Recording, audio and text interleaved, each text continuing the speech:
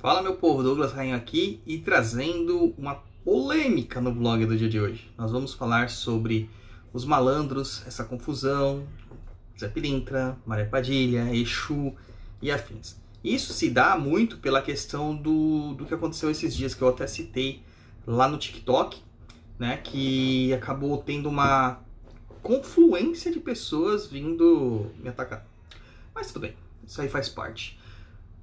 Um ouvinte perguntou, né, pra mim assim, tinha mandado uma mensagem, um seguidor lá no TikTok, falando assim: eu falei pra Dona Maria Navalha que ela era um Exu, uma pombagira, e ela me deu um esporro porque ela disse que ela era uma malandra. E eu falei: olha, essa pombogira, essa Maria Navalha está muito desinformada, ou melhor, a médium está desinformada. Ou seja, querendo dizer que a médium passou à frente com informações que tinha na cabeça dela para falar isso aí, porque a Maria Padilha, desculpa, a Maria Navalha jamais falaria isso, porque ela entende o status que ela está. E aí apareceram várias mensagens falando que eu estava desinformado, que os Exus e afins deles não chamam de Exus, né? Os Zé Pilintras deles, as Maria Padilhas deles falam que eles são malandros e que não sei o que, isso aqui lá. E vamos desmistificar isso de uma vez por todas. Eu vou explicar isso aqui mais didaticamente possível, então o vlog vai ficar um pouco maior do que de costume, tá? Mas eu vou tentar esmiuçar isso aqui de uma forma bem didática, bem beabá para vocês. Eu acho que existe uma confusão muito grande quando as pessoas envolvem a paixão que elas têm pelas entidades e coisas que elas viram pela internet por aí para fundamentar alguma coisa. Então, quando você vai fazer um estudo de religiosidade, você também faz um estudo histórico sobre a religião, sobre as entidades e sobre as manifestações. O que eu digo não é feito através de vozes da minha cabeça, né? Vozes da minha cabeça, nem fonte Arial 12, ou seja, tem fundamentação, a gente procura trazer na tradição, experiência e afins. Não sei se vocês sabem, eu venho de uma família espiritualista, eu vivo na macumbaria desde do meu nascimento, até antes, né? Porque eu fui praticamente concebido dentro do terreiro. Tenho manifestações mediúnicas desde bebê, manifestações físicas, de clareaudiência e, bom, enfim. Não é carteirada, é só para vocês terem uma contextualização que eu fico envolvido neste mundo desde cedo. Hoje sou dirigente lá da tenda espírita de Umbanda Chão de Jorge, mas tenho uma experiência longa aí já com a espiritualidade. E além disso tudo, gente, eu estudo muito. Muito, muito, muito mesmo. Porque é importante a gente estudar as nossas bases históricas para ter uma compreensão também da religião. Porque a religião é história. Quando a gente começa a entender sobre os processos históricos, nós vamos ter essa confusão magnífica. Todo mundo fala assim, malandro é malandro e Exu é Exu. Não, malandro não pode ser de esquerda, malandro é de direita. Só que a própria figura do malandro, ela já é imperiosa, mostrando que ele é de esquerda. Tá? Quando nós falamos de direita, de esquerda, nós estamos falando sobre espíritos evoluídos moralmente ou não. Os espíritos de esquerda, eles têm uma evolução moral um pouco menos avançada do que os espíritos da direita. Quando a gente fala de caboclo e preto velho, o caboclo e preto velho está lá em cima, está muito alto na hierarquia de evolução moral. No caso de baianos, boiadeiros, alguns marinheiros, eles estão muito mais próximos da gente, mas ainda com as suas missões mais recuperadas. Ainda são necessárias algumas encarnações para eles voltarem, para eles se adaptarem, para eles melhorarem. Mas ele já tem uma noção maior da lei divina, do espectro amplo da vida. Então eles conseguem trabalhar da direita de uma forma um pouco mais abrangente. Já os Exus, e aí eu enquadro os malandros também, eles não têm essa ideia ainda, eles ainda estão presos a paixões inferiores, presos ao personalismo, à personificação e etc e tal. Isso se dá muito pelas questões que eles têm que lidar da própria existência deles. Então Exus e pombagiras provavelmente vão passar por encarnações como humanos, sim. Lembrando que os nomes que a gente vê aí, Tranca-Ruas, Maria Padilha, etc., são cargos, na verdade, né? São nomes simbólicos de cargos que eles estão ocupando e não exatamente o nome do original, daquele que criou a linhagem, daquele que sustentou a linhagem. E aí a gente começa com esse entendimento. Os malandros, eles têm a vida boêmia. E quando a gente estuda Quimbanda, na Quimbanda nós vamos perceber que existe um lugarzinho lá. Antes disso, deixa eu explicar o negócio da Quimbanda. A Quimbanda, ela tem uma formatação um pouquinho diferente da Umbanda. Apesar das falanges que existem, ela ainda tem as questões dos povos ou dos reinos que existem dentro da Quimbanda. Então nós temos vários tipos de reino lá, reino das estradas, reino da lomba, reino da campa, reino do mar, e temos o reino da lira. Dentro do reino da lira, nós vamos encontrar as pessoas que trabalhavam em bordéis, as pessoas que trabalhavam com música, com teatro, com a vida noturna, algumas prostitutas, e também vamos encontrar os malandros, que são os boêmios, são aqueles que vivenciavam a boemia. Então, se o Exu Pilintra, né, o Exu Zé Pilintra ou Zé Pilintra, ele era um boêmio, aonde ele está? Ele está dentro do reino da lira. É óbvio isso. Isso é óbvio. Só que há uma confusão maior ainda quando a gente fala sobre malandros e Exus, é a confusão do Zé Pilintra, porque existem dois Zé Pilintras, não é um só, existem dois. E o Zé Pilintra é uma alcunha, não é um nome, tá? É um apelido. O primeiro Zé Pilintra que a gente tem notícia que existe de fato é o Zé Pilintra do Catimbó, o Zé Pilintra catimbozeiro. E o nome dele, ele existiu realmente. Algumas pessoas falam que ele até nasceu próximo à cidade de Exu, lá em Pernambuco, tá? Então a gente tem que ter uma ideia maior sobre essas questões. Os mestres de Catimbó, eles têm registros históricos que dá para você seguir. E o José Pilintra do Catimbó, ele tem um nome e sobrenome, José Felintra de Aguiar, tá? Felintra mesmo, com PH. Então você vai ter aí uma pessoa com este nome que se tornou o mestre do Catimbó. É diferente dos falangeiros que vêm na Umbanda. O Zé Pilintra do Catimbó, como um mestre, ele incorpora com uma personificação dele em vida. Ele se encantou. E a gente falou bastante sobre isso no episódio do Papo na Encruza, sobre Jurema e Catimbó, com o pai Aderbal, que pratica catimbó de raiz, tá? Lá na cidade de Caicó, no Rio Grande do Norte. Eu vou deixar aí no card para vocês acompanharem. E o Zé Pilintra malandro, o Zé Pilintra esse gafieira, da gafieira, o Zé Pilintra de terno branco e tal, ele nasce em Pernambuco, mas ele acaba indo morar no Rio de Janeiro. E ele tem um outro nome.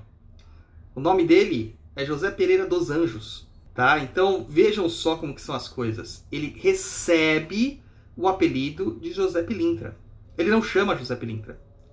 E esse José Pilintra, que é esse aqui, ó, José Pereira dos Anjos, é que acaba se tornando mais famoso na Umbanda, porque ele trabalha na linha dos malandros, supostamente. Só que a linha dos malandros está dentro da Quimbanda. Então ele é um Exu. Mas por que ele aparece nas giras de Preto Velho, nas giras de Baiano, nas giras de Exu? Porque os espíritos têm liberdade de aparecer em outras linhas. Ele tem liberdade, ele não precisa aparecer só na linha dele. E o Zé Pilintra, esse aqui, a característica dele é que ele é muito flexível. Então ele se adapta melhor a qualquer situação. Justamente por isso, é um dos poucos Exus que pode a imagem ir dentro de casa e não fora de casa. E você pode fazer o ponto dele, o assentamento dele dentro de casa. Tá? Até porque ele é protetor dos bordéis, protetor da vida boêmia. E seu assentamento é feito dentro também.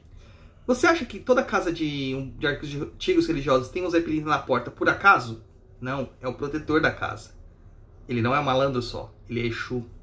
Se você pega os livros mais antigos, a gente tem do N.A. Molina, a gente tem vários outros livros antigos, vou deixar aqui no link a bibliografia aqui na descrição, você vai perceber que ele sempre é apresentado como Exu.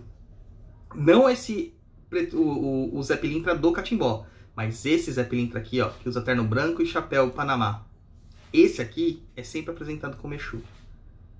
E desta forma a gente acaba desmistificando essa linha de Exus e malandros. Então o malandro está dentro das linhas de Exu, de Quimbanda, e ele faz parte, ele pertence ao reino da lira, ao povo da lira. E ali a gente vai encontrar vários outros malandros, como o Zé Malandro, como o Zé Pretinho, como a Maria Navalha, como camisa preta e vermelha, camisa preta e branca, camisa vermelha e branca, né? O camisa vermelha, o camisa preta, que são nomes de malandros meio comuns, né?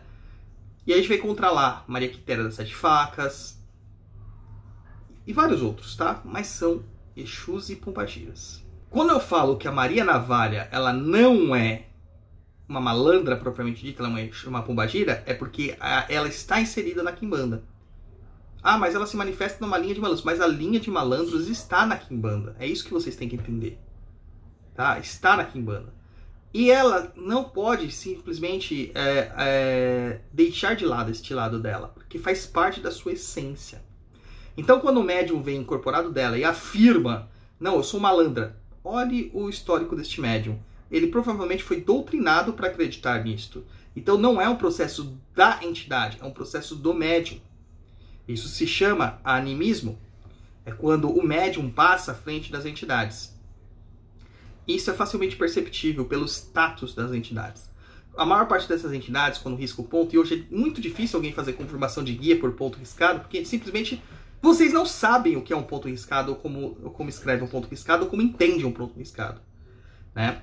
Mas a maior parte das pessoas, quando estão numa umbanda mais tradicional, uma umbanda mais raiz, quando ela desce uma entidade, ela risca um ponto. E é nesse ponto que o pai de santo detecta se a entidade é verdadeira ou não. Existem algumas chaves no ponto para ser detectado.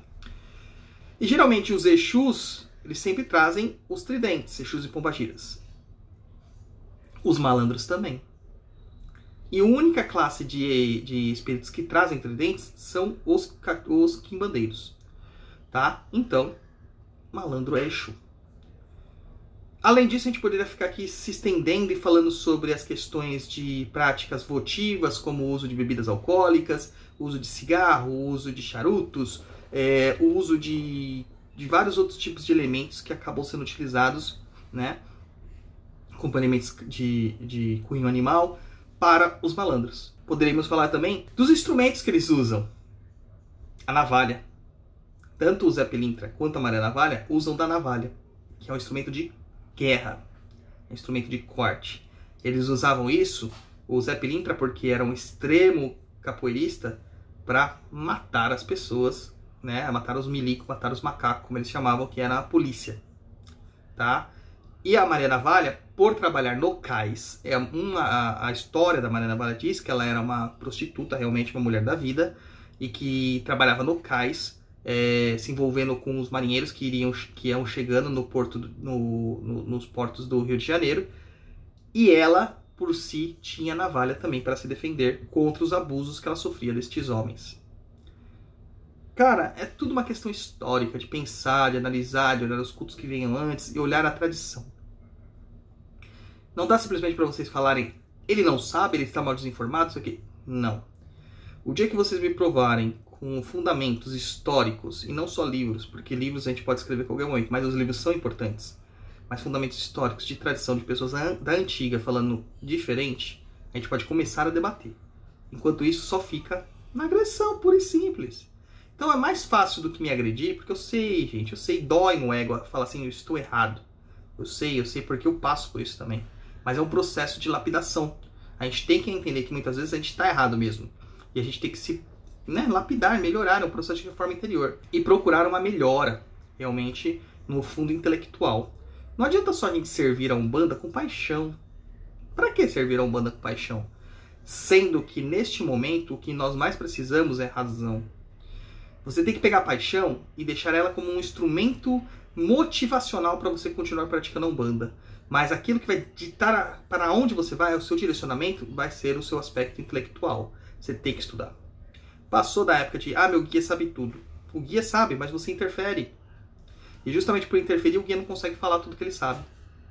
Entende? Então é isso, gente. Muito obrigado. Desculpa aí desfazer o seu castelinho de cartas. Mas às vezes é necessário a gente bater de frente, realmente, com certas coisas pétreas que as pessoas querem colocar pra gente aceitar e ponto final. Raciocinem, beleza? Grande abraço e até o próximo vlog aqui.